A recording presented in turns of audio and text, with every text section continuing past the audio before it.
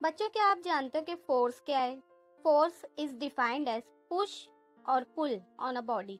मतलब किसी भी ऑब्जेक्ट को धक्का देना या खींचना फोर्स कहलाता है। जैसे कि पिक्चर में आप देख रहे हो कि एक बंदर गाय को धक्का दे रहा है, पुश कर रहा है, और दूसरा बंदर गाय को खींच रहा है, पुल कर रहा है। यहाँ पर दोनों ही गाय पर फोर्स लगा रहे हैं, पुश और पुल। बच्चों, किसी भी ऑब्जेक्ट पर पुश या पुल फोर्स लगाने से 5 मेन इफेक्ट होते हैं। चलिए एक एक करके एग्जाम्पल के साथ समझते हैं। फर्स्ट है, अगर कोई ऑब्जेक्ट रेस्ट में है, मतलब रुका हुआ है, तो फोर्स उसे मूव कर सकता है, मूवमेंट दिला सकता है। फॉर एग्जाम्पल, क्रिकेट में बॉल पिच पर पड़ी है, जब बैट्समैन उसको बैट से हिट करता है तो फोर्स लगता है, बॉल क्या होती है, चलने लगती है। इसी तरह अगर कोई ऑब्जेक्ट चल रहा है तो फोर्स उसे रोक भी सकता है। फॉर एग्जाम्पल, तुम साइकिल चला रहे हो, जब ब्रेक लगाते हो फोर्स लगता है, साइकिल क्या होती है, रुक जाती है। इसी तरह फोर्स लगाने से किसी ऑब्जेक्ट की स्पीड बढ़ भी सकती है या कम हो सकती है। फॉर एग्जाम्पल, कार चल रही है, तुम एक्सेलरेटर दबाते हो, फोर्स लगता है, स्पीड क्या होती है, बढ़ जाती है। वैसे ही ब्रेक लगाते हो, स्पीड कम हो जाती है। फोर्थ पॉइंट है, फोर्स से एक ऑब्जेक्ट की डायरेक्शन भी बदल सकती है, चेंज हो सकती है। फॉर एग्जाम्पल, फुटबॉल मैच में गोलकीपर बॉल को आते देखकर क्या करता है, हाथ से साइड में मार देता है, बॉल की डायरेक्शन क्या होती है, बदल जाती है।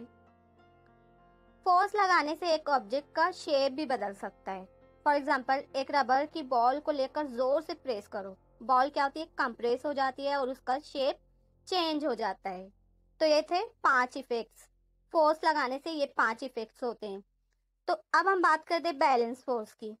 बैलेंस फोर्स कहता है जब दो या दो से ज्यादा फोर्सेस एक ही ऑब्जेक्ट पर लगता है और इनका नेट इफेक्ट 0 होता है, मतलब ऑब्जेक्ट मूवमेंट नहीं करता या अपनी स्पीड या डायरेक्शन चेंज नहीं करता, तो उसे बैलेंस फोर्स कहते हैं।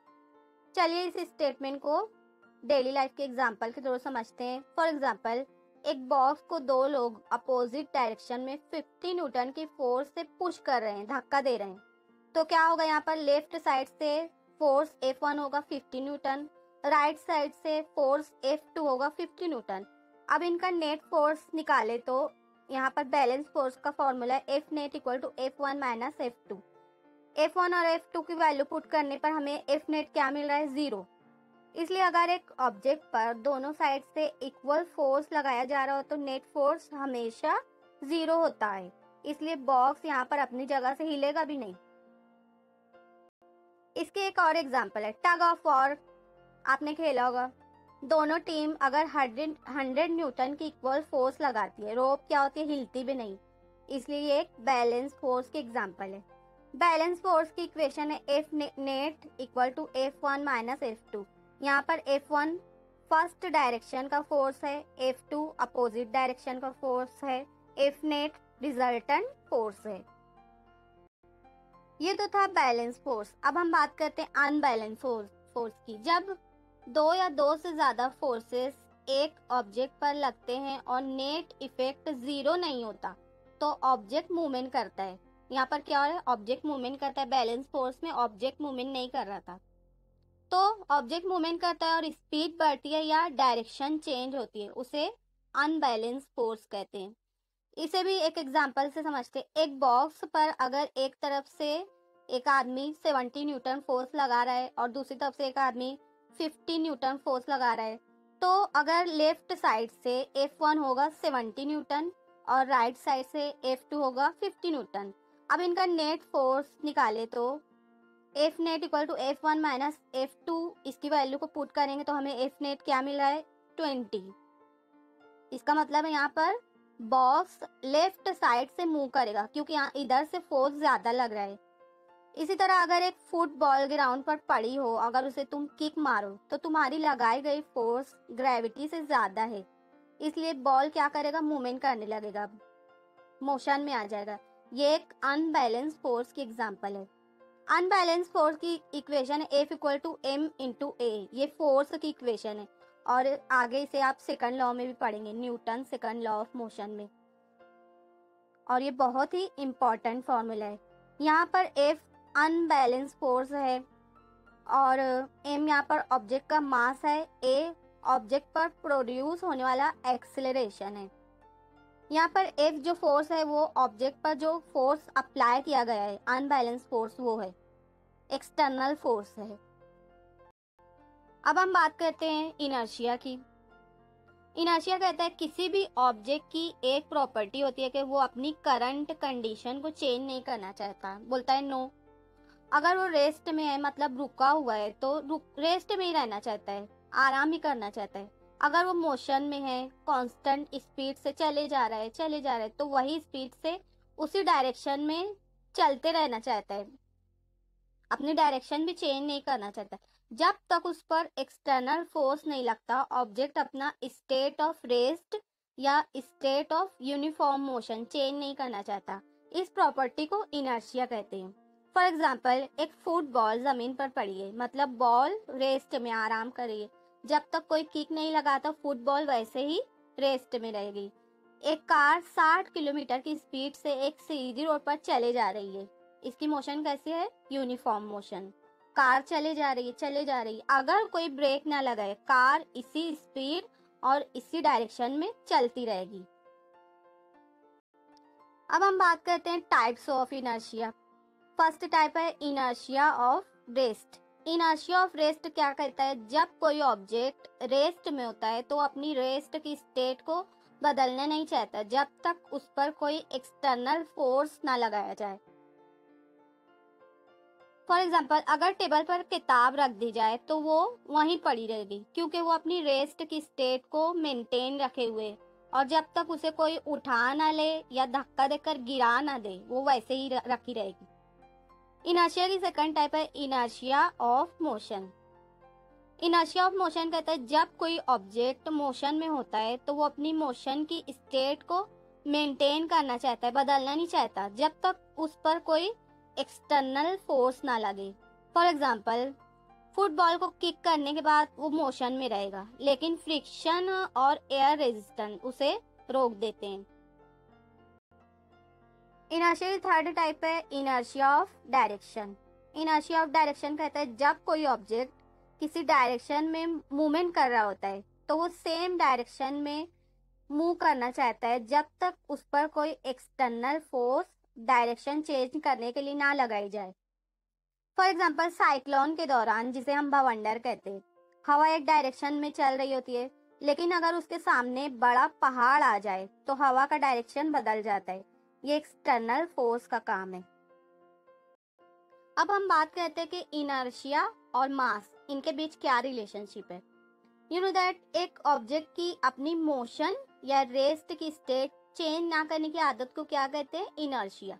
और एक ऑब्जेक्ट में मैटर का अमाउंट उसका मास है, मतलब जितना ज्यादा मास होगा उतना ज्यादा इनर्शिया होगा, और जितना कम मास होगा उतना कम इनर्शिया होगा। जैसे तुम क्रिकेट बॉल और टेनिस बॉल को सेम फोर्स से हिट करते हो, मारते हो, तो क्रिकेट बॉल जल्दी मूवमेंट नहीं करेगी। क्यों? और टेनिस बॉल जल्दी मूवमेंट करेगी, क्योंकि यहाँ पर टेनिस बॉल का मास कम है, इनर्शिया कम है, इसलिए टेनिस बॉल जल्दी मूवमेंट कर रहा है। और क्रिकेट बॉल का मास ज्यादा है, इनर्शिया ज्यादा है, इसलिए मोशन चेंज करना मुश्किल है। इसी तरह एक खाली बोतल को टेबल पर पुश करो, वो इजीली स्लाइड करेगी, गिर जाएगी। और एक पानी से भरी बोतल को सेम फोर्स से पुश करो, वो मुश्किल से मूवमेंट करेगी, थोड़ा सा हिलकर सीधी हो जाएगी। क्योंकि खाली बोतल का मास कम है, इसलिए इनर्शिया कम है, इसलिए बोतल जल्दी गिरती है। और भरी बोतल का मास ज्यादा है, इनर्शिया ज्यादा है, इसलिए बोतल मुश्किल से हिलती है। यहाँ पर इनर्शिया की इक्वेशन है I इक्वल टू के इंटू एम। यहाँ पर I ऑब्जेक्ट का इनर्शिया है, m ऑब्जेक्ट का मास है, और k प्रोपोर्शनलिटी कांस्टेंट है। बच्चों, अब हम बात करते हैं फ्रिक्शनल फोर्स की। बच्चों, फ्रिक्शनल फोर्स एक ऐसी फोर्स है जो दो सरफेसेस के कांटेक्ट में आती है और रिलेटिव मोशन को अपोज करती है। सिंपल वर्ड्स में कहूँ तो जब भी दो सरफेसेस एक दूसरे के अगेंस्ट स्लाइड या मूवमेंट करते हैं तो फ्रिक्शन उन्हें रोकने की कोशिश करती है। फॉर एग्जाम्पल, जब हम चल रहे होते हैं, हमारे शूज और रोड के बीच फ्रिक्शन होती है। अगर फ्रिक्शन ना हो तो हम स्लिप हो जाएंगे, गिर जाएंगे। इसी तरह अगर हम एक किताब को टेबल पर स्लाइड करें, थोड़ा पुश करें, तो बुक क्या करेगी? थोड़ी दूर जाकर रुक जाएगी। क्यों? क्योंकि टेबल और बुक की सरफेस के बीच फ्रिक्शन होता है। तो ये था सिंपल फ्रिक्शनल फोर्स का कंसेप्ट। फ्रिक्शनल फोर्स की इक्वेशन है F equal to mu into capital N। यहाँ पर F है फ्रिक्शनल फोर्स, म्यू फ्रिक्शन का कोएफिशिएंट है और N नॉर्मल फोर्स है। Now let's see Newton's first law of motion. बच्चों, Newton's first law of motion कहता है कि अगर कोई ऑब्जेक्ट रेस्ट में है तो वो रेस्ट में ही रहेगा, और अगर मोशन में है तो वो सेम स्पीड और सेम डायरेक्शन में मूवमेंट करता रहेगा जब तक उस पर एक्सटर्नल अनबैलेंस फोर्स ना लगाया जाए। बच्चों, कुछ तो ना लग रहा है ना, क्योंकि Newton first law of motion को लॉ ऑफ इनर्शिया भी कहा जाता है। हमने जो इनर्शिया का कंसेप्ट पढ़ा है सेम वही है, Newton's first law of motion का कंसेप्ट भी सेम वही है पूरा। फॉर एग्जाम्पल, अगर एक बुक टेबल पर रखी है तो वो मूवमेंट नहीं करेगी, वो रेस्ट में आराम करेगी जब तक उस पर कोई पुश या पुल फोर्स ना लगाया जाए। जब हम बुक को पुश करेंगे या पुल करेंगे तभी वो मूवमेंट करेगी, उठाएंगे या गिरा देंगे तभी वो मूवमेंट करेगी। अब हम आते हैं मोमेंटम पर। बच्चों, मोमेंटम एक बॉडी के मास और उसकी वेलोसिटी का प्रोडक्ट है। सिंपल वर्ड्स में कहूँ तो मोमेंटम बताता है कि एक ऑब्जेक्ट को रोकने या उसकी मोशन बदलने के लिए कितना फोर्स चाहिए। जितना ज्यादा हेवी ऑब्जेक्ट होगा और जितनी फास्ट स्पीड से मूवमेंट करेगा उतना ज्यादा मोमेंटम होगा, और जितना कम हेवी ऑब्जेक्ट होगा और जितनी कम स्पीड से मूवमेंट करेगा उतना कम मोमेंटम होगा। फॉर एग्जाम्पल, अगर एक ट्रक और एक बाइक सेम स्पीड से चल रहे हैं और दोनों एक साथ ब्रेक लगाते हैं तो क्या होगा? ट्रक को रुकने में ज्यादा डिस्टेंस लगेगा क्योंकि उसका मास ज्यादा है, उसकी वेलोसिटी ज्यादा है, इसलिए उसका मोमेंटम ज्यादा है। और बाइक जल्दी रुकेगी क्योंकि उसका मास कम है, उसकी वेलोसिटी कम है और उसका मोमेंटम कम है। बच्चों, मोमेंटम की इक्वेशन है P equal to m into V. यहाँ पर P ऑब्जेक्ट का मोमेंटम है, m ऑब्जेक्ट का मास है और v ऑब्जेक्ट की वेलोसिटी है। अब हम बात करते हैं Newton second law of motion की। बच्चों, ये इस चैप्टर का सबसे इम्पोर्टेंट टॉपिक है। न्यूटन सेकंड लॉ कहता है कि अगर किसी ऑब्जेक्ट पर ज्यादा फोर्स लगाते हो तो उसका एक्सेलरेशन भी ज्यादा होता है, और अगर मास ज्यादा है उस ऑब्जेक्ट का तो एक्सेलरेशन कम होगा और फोर्स बहुत ज्यादा लगाना पड़ेगा। फॉर एग्जाम्पल, अगर तुम एक एम्प्टी कार्ट और एक फुल्ली लोडेड कार्ट को सेम फोर्स से पुश करते हो, धक्का देते हो, तो एम्प्टी कार्ट जल्दी आगे बढ़ती है लेकिन लोडेड कार्ट धीरे से आगे बढ़ती है। क्यों? क्योंकि लोडेड कार्ट का मास ज्यादा है। बच्चों, सेकंड लॉ कहता है कि किसी ऑब्जेक्ट पर अप्लाई किया गया एक्सटर्नल फोर्स उसके rate of change in momentum के डायरेक्टली प्रोपोर्शनल होता है। इसलिए सेकंड लॉ ऑफ मोशन का फॉर्मूला होगा F directly proportional to rate of change in momentum. किसी भी इक्वेशन में अगर रेट लगा तो इसका मतलब होता है टाइम, मतलब इक्वेशन हो जाएगी F directly proportional to change in momentum inversely proportional to time. अब हमें प्रोपोर्शनलिटी साइन को हटाना है, और कभी भी किसी भी इक्वेशन में अगर प्रोपोर्शन साइन को हटाना हो तो इक्वेशन में इज इक्वल टू के बाद k लगेगा, इसलिए इक्वेशन हो जाएगी F equal to k into change in momentum divided by time. अगर यहाँ पर k इक्वल टू 1 है तो इक्वेशन हो जाएगी F is equal to change in momentum divided by time. k क्योंकि एक्सपेरिमेंटली प्रूव किया गया है कि इसकी वैल्यू हमेशा 1 होती है, ये प्रोपोर्शनल कांस्टेंट है k, इसलिए इसकी वैल्यू 1 होगी, इसलिए इक्वेशन हमारी हो गई F equal to change in momentum divided by time. अब बच्चों, हम मान लेते हैं कि एक बॉडी है, उसका मास m है और वो वेलोसिटी u से चल रही है। थोड़ी देर बाद उसकी वेलोसिटी v हो गई, और ऐसा इसलिए हुआ क्योंकि इस बॉडी पर एक्सटर्नल फोर्स अप्लाई किया गया है और बॉडी ने t टाइम में इतना फासला तय किया, इसलिए इस बॉडी का इनिशियल मोमेंटम होगा m into V U, final momentum हो गया m इंटू वी। अब अगर हमें चेंज इन मोमेंटम की वैल्यू लिखनी हो तो हम फाइनल वैल्यू में से इनिशियल वैल्यू को माइनस कर देंगे, इसलिए चेंज इन मोमेंटम हो गया M V minus M U. और फोर्स का फॉर्मूला हम जानते हैं F equal to change in momentum divided by time. अब अगर हम चेंज इन मोमेंटम की वैल्यू को यहाँ पर पुट कर दे तो इक्वेशन हो जाएगी F equal to change in momentum की जगह M V minus M U divided by small T. अगर हम m को बाहर निकालें तो इक्वेशन हो जाएगी F equal to m into bracket v minus Q divided by T. लेकिन यहाँ पर a क्या है, एक्सेलरेशन क्या है, v minus Q divided by t, इसलिए हम इक्वेशन को लिख सकते F equal to m into a. ये है हमारी final second law of motion की इक्वेशन, फोर्स की इक्वेशन। यहाँ पर F क्या है, बॉडी का अनबैलेंस फोर्स है, एक्सटर्नल फोर्स है। m बॉडी का मास है और स्मॉल a बॉडी पर जो एक्सेलरेशन प्रोड्यूस हुआ है, बॉडी ने जो वेलोसिटी प्रोड्यूस की है वो है। अब हम बात करते हैं Newton's third law of motion की। बच्चों, न्यूटन्स थर्ड लॉ कहता है कि जब भी कोई ऑब्जेक्ट दूसरे ऑब्जेक्ट पर फोर्स लगाता है तो दूसरा ऑब्जेक्ट भी उतना ही फोर्स उल्टे डायरेक्शन में लगाता है। फॉर एग्जाम्पल, जब हम जमीन पर फोर्स से पीछे की तरफ पैर प्रेशर से डालते हैं तो जमीन हम पर आगे की तरफ से फोर्स लगाती है, इसलिए हम आगे बढ़ते हैं। जब एक गन से बुलेट फोर्स से आगे की तरफ निकलती है, गन उल्टे डायरेक्शन में फोर्स से पीछे झटका खाती है। तो ये किस वजह से होता है? Newton's third law of motion की वजह से। इसी तरह जब बलून के अंदर की हवा फोर्स से बाहर निकलती है तो बलून उल्टे डायरेक्शन में फोर्स लगाता है, वो पीछे हो जाता है। मतलब यहाँ पर एक्शन हो रहा है और उसका कुछ ना कुछ रिएक्शन हो रहा है। तो थर्ड लॉ ऑफ मोशन की equation F1 equal to minus F2। यहाँ पर F1 एक्शन फोर्स है और F2 रिएक्शन फोर्स है। हमारा लास्ट टॉपिक है कंजर्वेशन ऑफ मोमेंटम।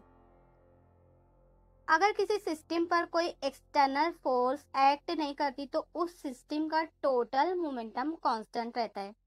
मतलब कोलिशन या टकराव से पहले जितना मोमेंटम होता है वो कोलिशन के बाद भी सेम रहता है।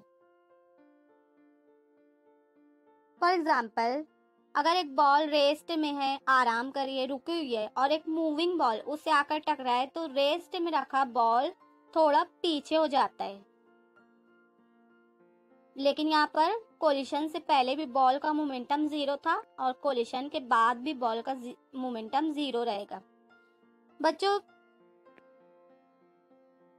यहाँ पर कंजर्वेशन ऑफ मोमेंटम की इक्वेशन है m1 into u1 plus m2 into u2 equal to m1 into v1 plus m2 into v2। यहाँ पर m1 और m2 दोनों ऑब्जेक्ट का मास है, u1 और u2 दोनों ऑब्जेक्ट की इनिशियल वेलोसिटीज है और v1 और v2 दोनों ऑब्जेक्ट की फाइनल वेलोसिटीज है। बच्चों, वीडियो पसंद आई तो लाइक करें, शेयर करें और सब्सक्राइब जरूर करें। तो मिलते हैं नई वीडियो में नए टॉपिक के साथ। तब तक के लिए goodbye, best of luck.